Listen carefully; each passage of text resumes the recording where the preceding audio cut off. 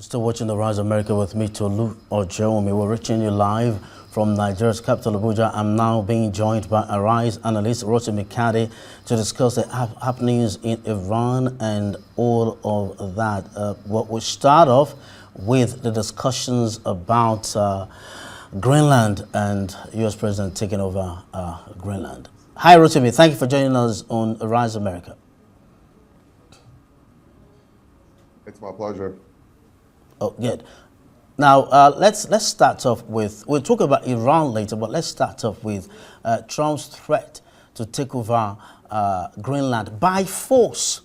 What does this say to the international community?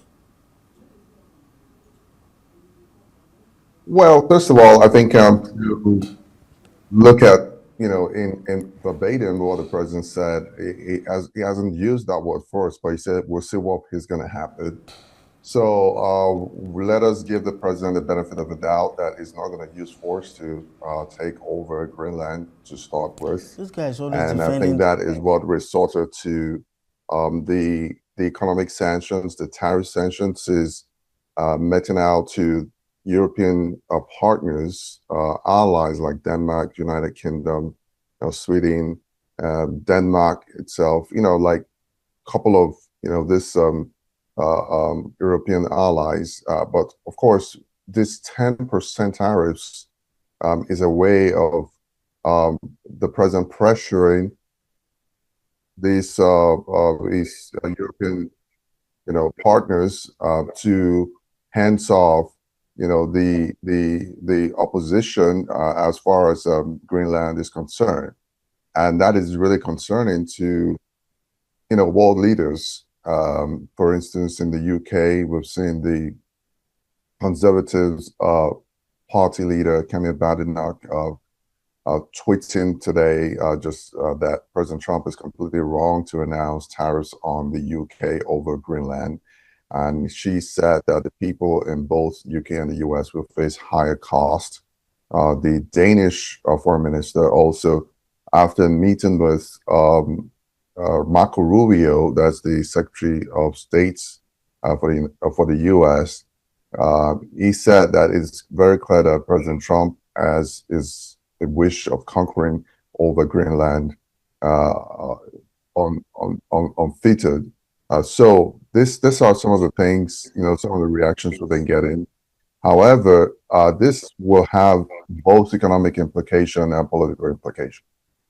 Absolutely, absolutely. I need to quickly put it in right here that he actually used the word force, that he's going to take over Greenland by force. But I understand, Rotimi, I understand if you do not want to tread on the path that's against Trump in any way. However, is this beginning to look like a new way of negotiating with countries? Because he's saying 10% tariffs on European countries, the UK and other countries that do not support his taking over either Venezuela or attempted takeover of Greenland? Well, it's a way of negotiation. Sometimes President Trump is very unpredictable when it comes to that. He might say he wants to do something and he end up not doing it. He's going to set up a bait, then if you catch the bait, then it might hands off doing whatever he wants to do. And sometimes when he says certain things, you have to take him seriously, like in the case of Venezuela, where he said, well, we'll see what's going to happen to Maduro if he keeps running his mouth.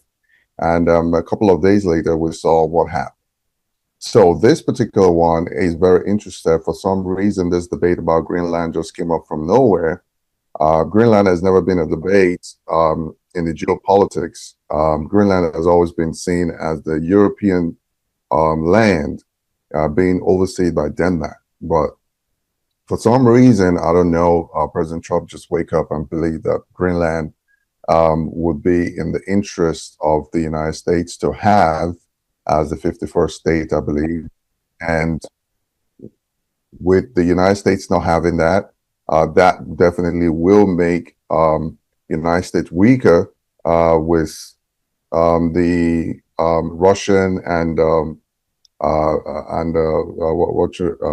with Russia and China, trying, in quote now, to take over Greenland, and they've seen signs that they're going to do that. But this tariff is kind of to wave off and stave off, whatever opposition President Trump might be having with his European allies. And he said that if in that tweet, if nothing is done about it, like if they're still sticking to their guns before June the 1st, it's going to increase to 25%. Now, European countries are the biggest. EU, as a matter of fact, United States is the biggest trading partners. Most of their exports come to the United States. For instance, Germany. Germany is a large source of industrial and pharmaceutical imports to the United States. So with these 10% tariffs, obviously it's going to affect trade between the United States and Germany. So this is going to be a discussion that's going to be they're going to have going forward, whether they're going to give in to the demands of Trump or not. Look at it: Denmark, Finland, France, Germany, Norway, Sweden, the Netherlands, and the United Kingdom are going to be affected. He's listed these countries, I'm more particular, Rotimi, about the United States relationship with countries like France, United Kingdom. I mean, what could, how else could President Trump manage this situation such that it doesn't then affect the country's, U.S.'s existing cordial relationship with a country like France or the United Kingdom? I think when you look at the style of the Trump presidency, it doesn't follow the norm of international relations. The Trump more or less is, the opposite of that. President Trump is not afraid of stepping on toes to make up later. But as far as whatever he wants is concerned, it doesn't matter whether you're his friend or not. President Macron and President Trump have had a very good relationship in the past and even till this time. But President Trump is not ready to, normalize relations at the detriment of his demands for Greenland. UK as well is the long time, if not the number one, trading partner or political partner, ally with the United States. They have histories that dated, hundreds of years ago. And President Trump would definitely want to have his way rather than to maintain his good relationship with the United Kingdom. So this is really a big problem. And this is a threat, as I said before, for the political reasons, is a threat to NATO. NATO has been the 70-year alliance between Europe and the United States. So now that the UK and these countries are going to Denmark to have some sort of military drill, which is to upset the United States' current stance, that will send a shockwave to, the future of NATO. And you want to say that China, Russia, Iran, these are America's biggest foes, would definitely be happy with what's going on between these two continental brothers. You see, the U.S. has been trying to purchase, that's using President Trump's words now, to purchase Greenland for the past 150 years. But the need to do so has now become even more essential for the planned U.S. missile defense shield known as the Golden Dome. But then, so you were saying that is threatened tariffs, higher tariffs, 10% tariffs on countries that do not support him is a new way of negotiating. Others are saying this is not decent negotiation, this is bullying. What do you make of this? Well, Tolu, what you make of it is what I make of it as well. If you call it bully, you might not be far from the truth. But essentially, I think President Trump is going to use everything within his arsenal to get whatever he wants, and he feels that tariffs has actually worked in the past. He has claimed in one of the White House's press conferences that, hey, tariffs have brought billions, if not trillions of dollars to the United States. So This also could be one of those negotiating tools he's going to use to bully his way to get whatever he wants. But how strategic is Greenland to the defense of the United States? That's the question a lot of U.S. analysts are asking. We're still waiting for those answers. Capital Nuuk, well, hundreds of people braved near freezing temperatures, rain and icy streets to march in a rally in support of their own self-governance. Again, rally or protest, if you like. What effect do you see this having on President Trump's plan?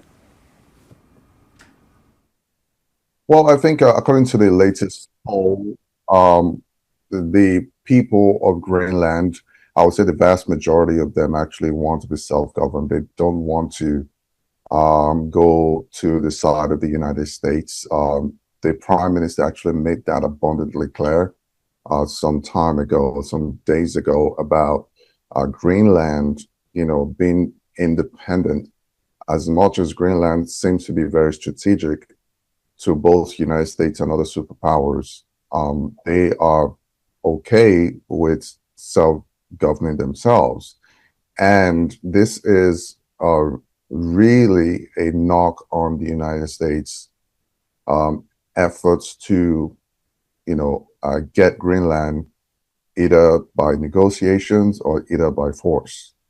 So if the people who are currently living there are saying, we don't want the United States, I'm talking about the vast majority, I'm not talking about everybody, because I believe that there'll be some quarters that would say that they want to be part of the United States.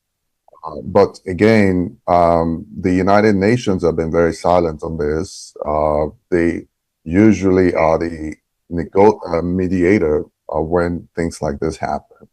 But for a couple of months right now, especially under the President Trump's second term, more or less, the UN has become a toothless dog to champion or bring peace about some of the crises we're having all over the world. Well, these rallies and protests we're talking about became obvious or became more serious after the bipartisan U.S. congressional delegation in Copenhagen sought to reassure Denmark of their support, meaning that President Trump doesn't even have absolute support, absolute home support. How is he going to tell on his move? Well, you're right. I think a lot of people have not been brought on. Like a lot of people have not been on board with what the president is about to do, especially within his own party. The Republican congressional leaders and some people do not see reasons why Greenland should be the next thing on the table, for the Trump administration. The vast majority of them, said, yes, well, we support whatever the president is doing, and these few Republicans also have received knocks from the president. And in one of his tweets said, hey, they don't deserve to come back as members of the House or the Senate. They definitely will face political consequences, most likely within their own constituents.